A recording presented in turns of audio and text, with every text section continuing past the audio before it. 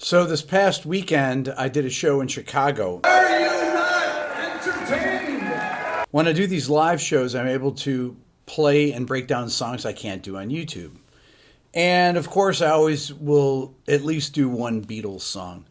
And I started thinking about this, that I'm not done talking about the Beatles because there's so much to talk about. The Beatles wrote and recorded, I believe, 188 songs from 1962 to 1970. And there's so much in there to discuss. And the song we're going to talk about today is Eleanor Rigby, because there are some things in it that Paul McCartney does that I just can't find in any other song. Things that are so unusual. And this has to do with harmony. Now, when I made a video last year about the greatest two-chord song of all time, I actually had 3 different songs in there, but one of the songs that I didn't have was Eleanor Rigby.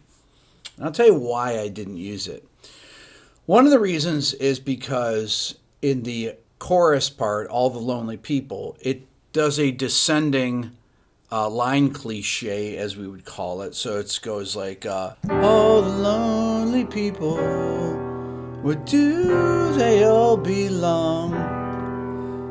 All the lonely people, where do they all come from? So those chords, they're all types of E minor chords. So you get E minor 7, E minor 6, E minor with a flat 6, back to E minor. Those are really all types of E minor chords. So that should have been the greatest two-chord song of all time, because it's basically E minor and C. But that's not what's remarkable about it. What's remarkable about it is what McCartney does in the melody. So the song starts out with the chorus part. Ah, look at all the lonely. And then it goes, so that's C. People. And then does the string line. And the violins. One thing about that, when he does this, sharp 4 on that. So it's a C Lydian sound. That's just McCartney having an incredibly great ear for these unusual notes, which is what he does then in the verse. So he starts out. The first note of the verse is the note A over E minor. So it's like it's the 11. Da, da, da, do, do. That's really acts as a suspension, because it's da, da, da, do. That's the resolution of that first note. Da, da, da, da, da. Then here's where it gets interesting.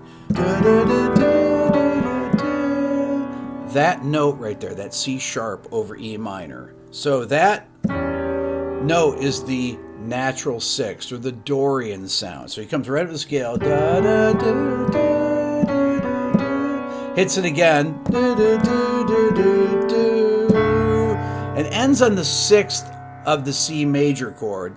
But then he goes, da, da, da, da, da. Then he uses the flat 6 on the E minor chord. Now, I cannot find another example of a song that uses the natural 6th and the flat 6 in the same verse part. He's definitely thinking of it like this. He's hearing that, because he hears that C chord.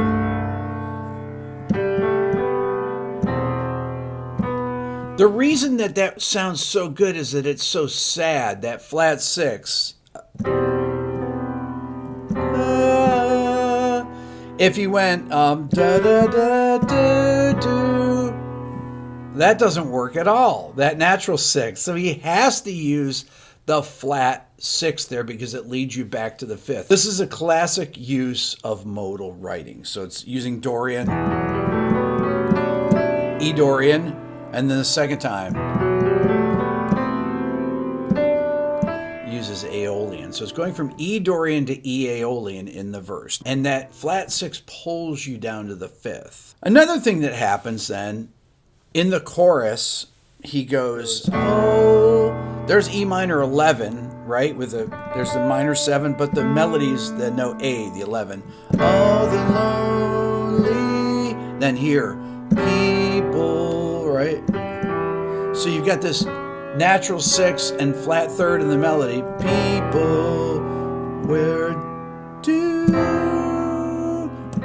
Then in the violins, we have that note C. Do they all come from do, do, do, do, do. But that note is there. So the chord progression is moving from E minor 7, E minor 6, E minor with a flat 6 to E minor. What's really amazing about this are the two interval jumps that happen at the end of the lines. Oh, the lonely people were due. Octave jump. You hear octave jumps many times. Do they all come from? But then this second time.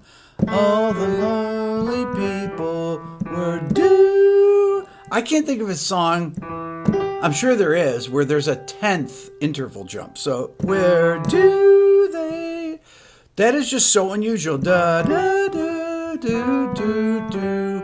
To jump a 10th from this E down here up to the G way up here. So it's beyond the octave. Here's the octave. There's that 10th. So it's a 10th interval jump. So these use of wide intervals of modal interchange going from Dorian to Aeolian, using the Lydian sound on the C chord right in the beginning. The sharp 4. And all the lonely. And that sharp 4 is really sad sounding. It's one of the few instances of Lydian sounding sad. I'm not sure why it sounds sad. Maybe it doesn't right at first, but once the second time it comes through, once you hear that E minor chord after it and it comes back to it, it's Paul McCartney making Lydian sound sad. Pretty amazing. So that is what makes this song so unusual and so beautiful all these years later. Thanks so much for watching. If you haven't hit the subscribe button, hit it now. We'll see you later.